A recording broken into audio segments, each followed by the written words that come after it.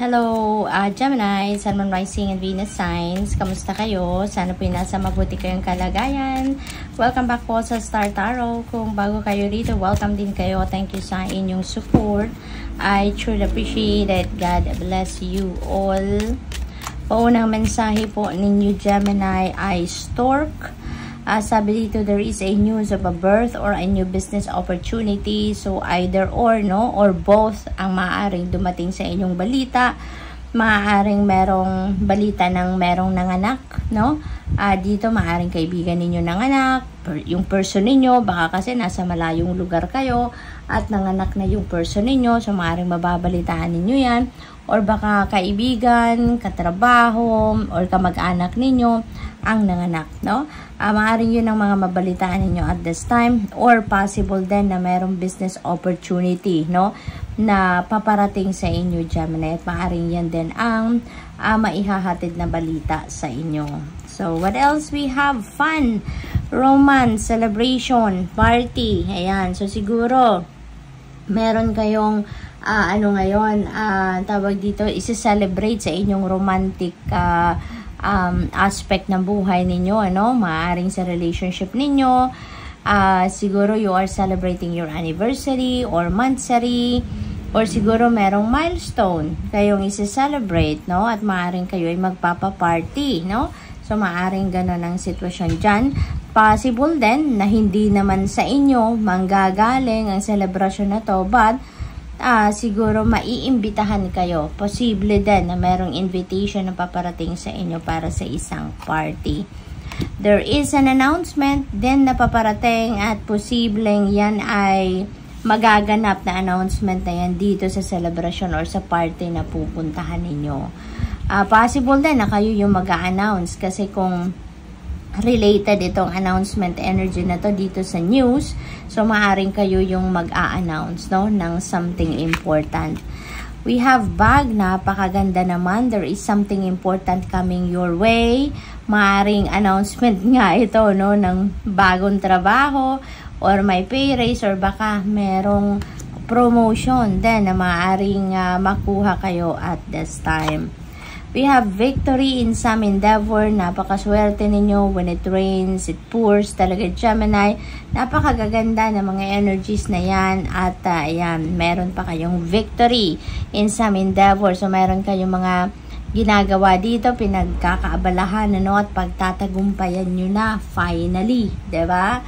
Meron ng success na paparating sa inyo. Your hard work is going to pay off na.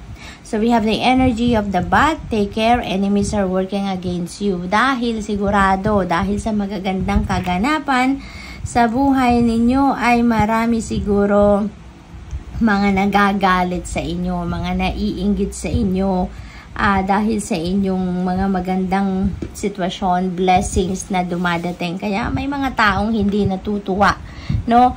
Talagang maraming ganyan. Yung mga inggitero at inggitera, they can just focus on themselves, but they are watching kung ano mga nangyayari sa inyo. Yung ganon. Kaya ngayon, panay-panay siguro pasok ng blessing sa inyo. Kaya kayo laging pinupuntirya, no? We have scales. Keep your life in balance. Ayan. So, make sure na lagi kayong nagsa-self-care. Lagi kayong aware sa mga nangyayari sa buhay ninyo. Okay? Kailangan lahat ng parte ng buhay ninyo nabibigyan nyo din ng oras, panahon, atensyon. Kasi kailangan yan. No? Hindi pwedeng puro lang trabaho binibigyan ng oras. Hindi pwedeng puro lang love life. Hindi pwedeng puro socialization lang ang inaatupag natin, diba? Kailangan lahat ng parte ng buhay natin, pinapansin natin, binibigyan natin ng oras, no? Para nang sa gayon, ma-maintain natin ang balance, no, sa buhay. So, we have horse, short journey. Meron kayong travel, pero saglit lang siguro kayo dito sa pupuntahan ninyo. Maaring ano lang ito, a quick visit lang, or maybe it's either malapit lang ang pupuntahan ninyo or malapit lang in distance, or siguro saglit lang kayo sa pupuntahan ninyo. What else? We have sun. Wow, happiness and well-being. magandang pakiramdam ninyo dito. In high vibe kayo, kaya masaya din kayo, no? Gemini, maraming blessings kasi, di ba? Ang dumating sa inyo or paparating sa inyo, kaya marami kayong rason para kayo ay maging ekstrang masaya. So, what else?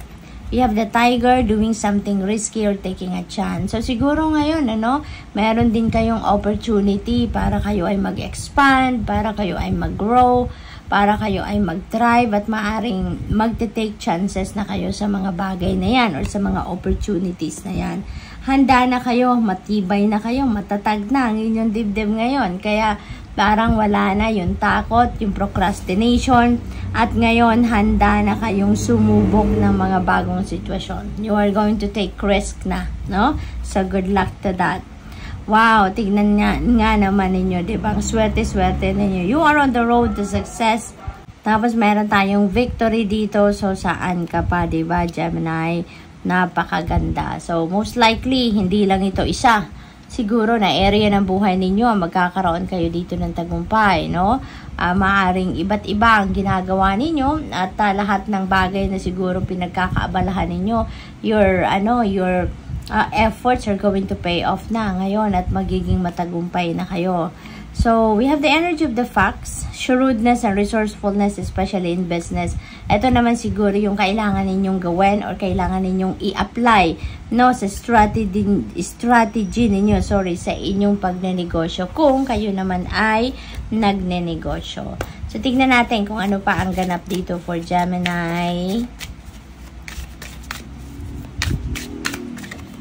We have angel number 2121. Ayan. So, look at that. Prosperity. Ay. Diba? Ang ganda-ganda. So, meron kayong promotion, pay raise, or bagong trabaho. At maaring dito manggagaling, yung inyong prosperity. Maaring mataas ang pasweldo sa inyo dyan. May mga periodic bonuses siguro, yung mga gano'n, no? At prosperity is coming your way. Harmony also, mararanasan nyo na din yan. There is definitely travel dito. So, we have journey there. At yung paghihintay ninyo, no, sa inyong pagtatagumpay ay nandito na. So, most likely, yung victory na to, yung success na yan, maaring yan ang matagal na ninyong hinihintay. And it's here. So, discipline, exaggeration, and the opposite sex siguro. Then, maaaring yan din ang i-display ninyo or maaaring meron kayong mga makikilala, no, na bagong tao on the opposite sex. Sabi dito, that day you're waiting for will come. Yeah, maaaring ang panahon ng pagtatagumpay ninyo ang inyong hinihintay. So, maintain discipline. You're getting closer to your end goal. There's no need to overextend yourself. Guard your energy to remain focused. It will pay off. It's a climb, not an elevator ride. So, totoo, diba? Walang easy access sa tagumpay. Lahat yung pinagtatrabaho, ang pinagsikapan. You deserve, diba? This success kasi you worked hard, no, for it. Kaya congrats. Thank you for watching Love and Light. Namaste.